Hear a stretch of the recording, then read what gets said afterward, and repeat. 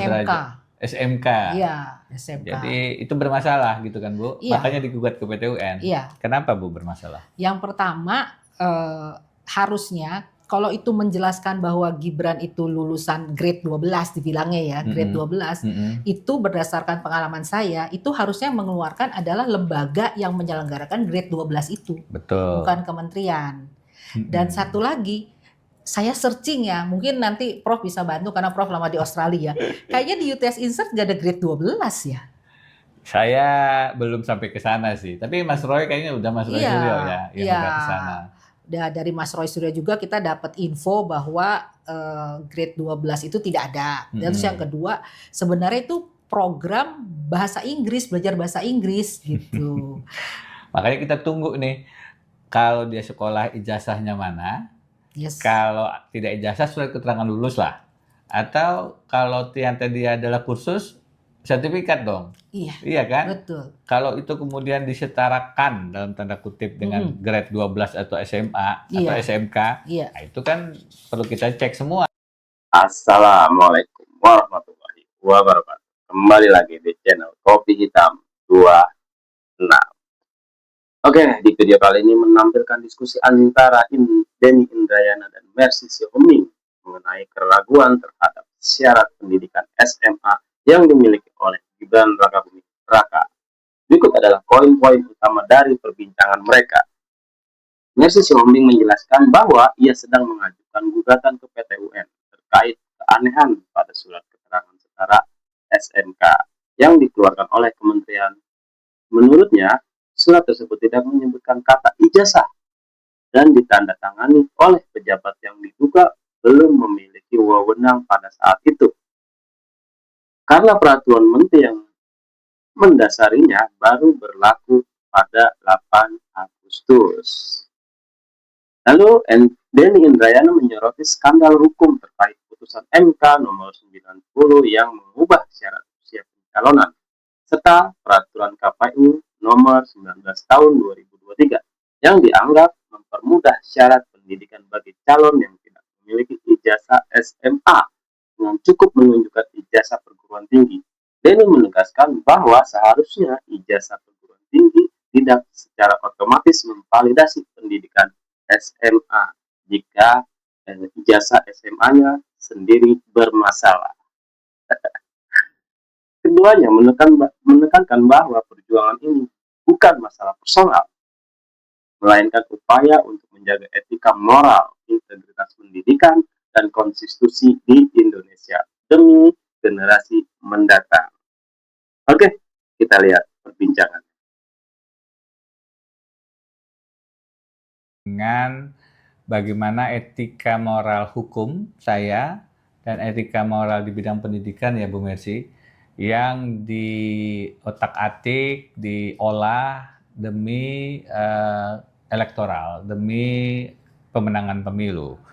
Ya kita pasti tidak jauh berbicara bukan personalnya ya, bukan pribadinya, tapi akhirnya terkait dengan Mas Gibran Rakabuming Raka. Nah, kami akan sinergi nih, ya. Saya akan mengisi sisi hukumnya, Bu Mercy akan mengisi sisi pendidikannya. Saat ini Bu Mercy sedang menggugat di PT UN ya Bu, tentang surat keterangan ya. Bisa singkat Bu dijelaskan Bu? Iya, jadi saya kan berlatar belakang pendidik ya Pak ya. Jadi saya melihat bahwa ada beberapa keanehan dari surat keterangan itu. Yang pertama, saya melihat bahwa surat keterangan itu tidak sama sekali menyebut ijazah. Jadi kalau dibilang surat keterangan, surat kesetaraan ijazah atau surat keterangan ijazah, itu di dalam surat itu sama sekali tidak ada. Iya, ini surat keterangan untuk sekolahnya Mas Gibran yang ada di UTS Insert Sydney, yang dijadikan dasar bahwa beliau punya pendidikan setara SMA atau sederajat SMK. Iya, SMK. Jadi itu bermasalah gitu kan Bu? Makanya digugat ke PT UN. Kenapa Bu bermasalah? Yang pertama harusnya kalau itu menjelaskan bahwa Gibran itu lulusan grade 12 dibilangnya ya, grade 12, itu berdasarkan pengalaman saya, itu harusnya mengeluarkan adalah lembaga yang menyelenggarakan grade 12 itu. Betul. Bukan kementerian. Dan satu lagi, saya searching ya, mungkin nanti Prof bisa bantu karena Prof lama di Australia. Kayaknya di UTS Insert nggak ada grade 12 ya? Saya belum sampai ke sana sih, tapi Mas Roy kayaknya udah, Mas Roy Iya, Suryo ya yang iya. udah ke sana.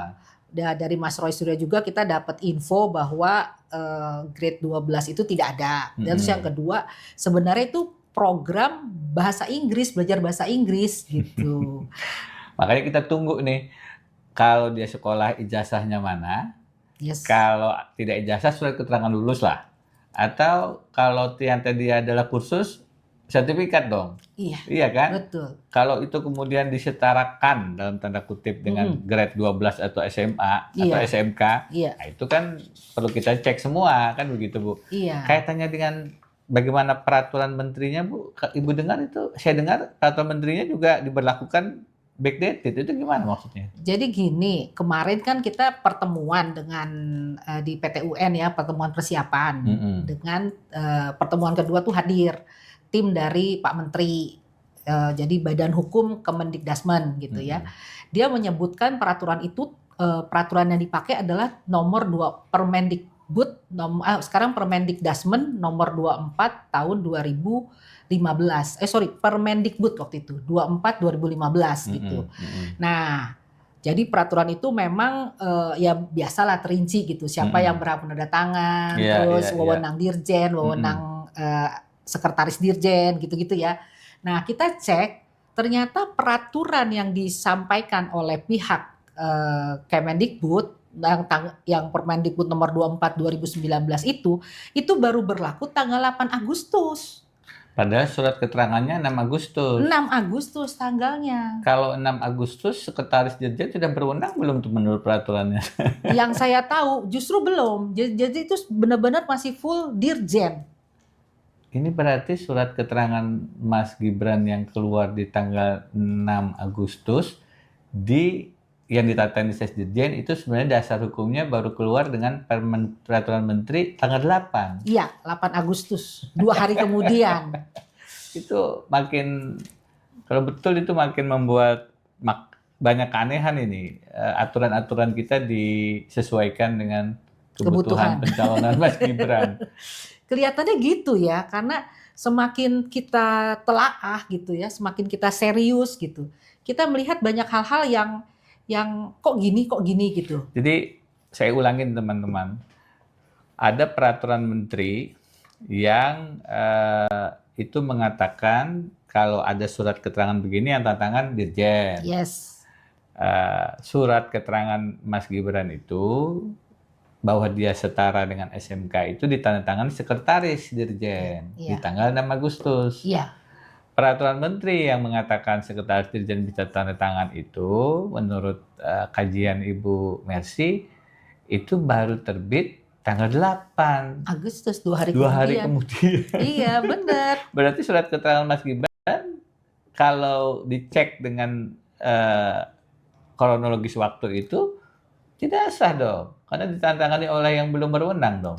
Ya karena itu kita datang ke PT UN gitu loh. Artinya kita mau benar-benar mau meminta kementerian membuka ini semua gitu. Bisa aja kan kita yang salah persepsi, bisa kan gitu. Betul. Jadi itu sebabnya sekarang Ibu Mercy mengajukan gugatan ke PT UN. Yes. Objek gugatannya, objek TUN namanya, itu surat keterangan yang dikeluarkan oleh Kementerian Pendidikan dan Kebudayaan ini yang menjadi dasar bahwa sekolah Mas Gibran di UTS Insert Sydney itu setara dengan SMK, SMA sederajat begitu. Iya, itu juga menimbulkan pertanyaan karena suratnya bunyinya adalah yang bersangkutan mempunyai pengetahuan.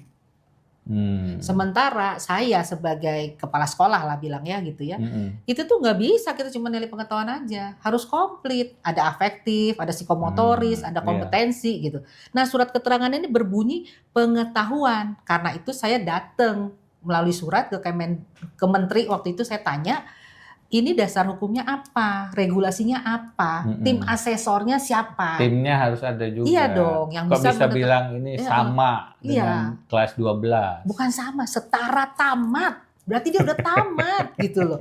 Nah, ini kan sekolahnya ini SMA-nya ini di Singapura, terus juga di Sydney. Berapa tahun deh sekolah itu untuk SMA ini? 4 tahun jangan-jangan. Mungkin ya, tapi hitung-hitungannya kan gini, hitung-hitungannya kenapa yang UTS insert yang menurut orang-orang yang udah datang ya, jadi ada beberapa orang yang sudah datang ke sana gitu, itu dipaksakan kalau menurut saya, Prof, menjadi grade 12. Artinya pendidikan dia yang lain-lain itu cuman sampai grade 11. Itu kan kalau tidak salah disebut akuntansi, peminatan akuntansi dan keuangan. Kita pengen lihat tuh apa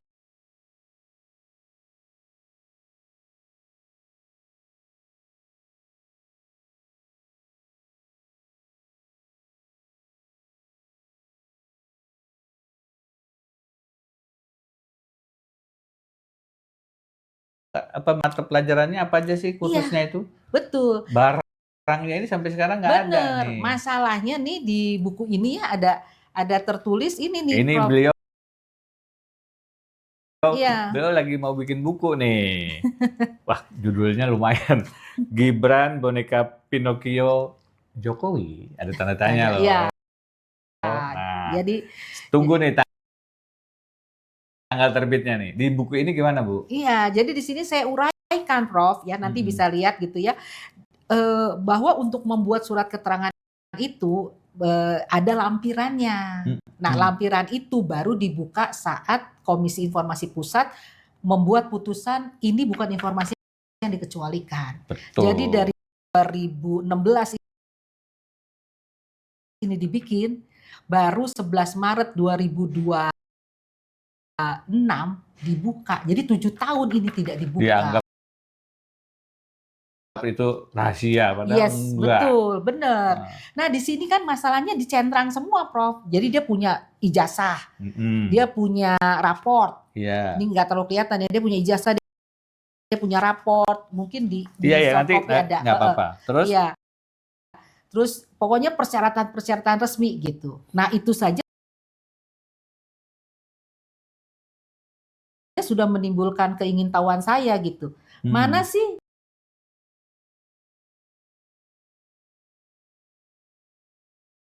berkasnya lengkapnya, beneran nggak sih dia punya raport 6 semester?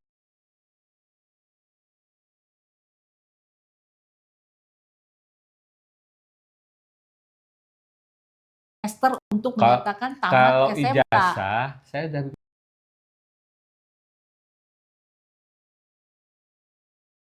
bikin sayembara nih. Lumayan ya.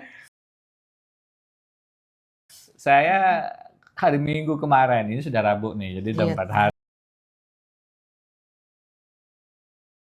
hari ini. Kok nggak ada ya yang tertarik menunjukkan ijazahnya Mas Gibran? Ada apa nggak barang ini nih? Kayaknya harus Mas Gibran sendiri deh. Kalau Mas Gibran mau dapat uang 100 juta. Tadi saya baru ketemu dengan teman-teman obor. Obor rakyat? Iya. Oke, mereka tambahin 99 juta. Oh, wow. Wah. Jadi sekarang lumayan 199 juta nih. Udah saya tunggu-tunggu, belum ada yang ikut serta sayembara menunjukkan ijazah asli Mas Gibran untuk SMA-nya. Yang setara lah. Mau UTS insert kayak apa kayak kita tunggu. Tapi kalau ada barang itu mestinya cepat aja keluar nih. Jangan gimana nih kita? Ya. Ada apa enggak nih? Ya sebenarnya yang punya itu logikanya kan Mas.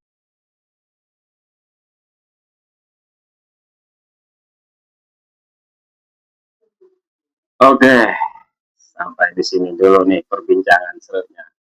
Sebenarnya, enggak sih ijazah nih wakil presiden kita nih? Tulis di kolom komentar. Jangan lupa like, share, komen, dan subscribe terus channel Kopi Hitam 26. Terima kasih. Assalamualaikum warahmatullahi wabarakatuh.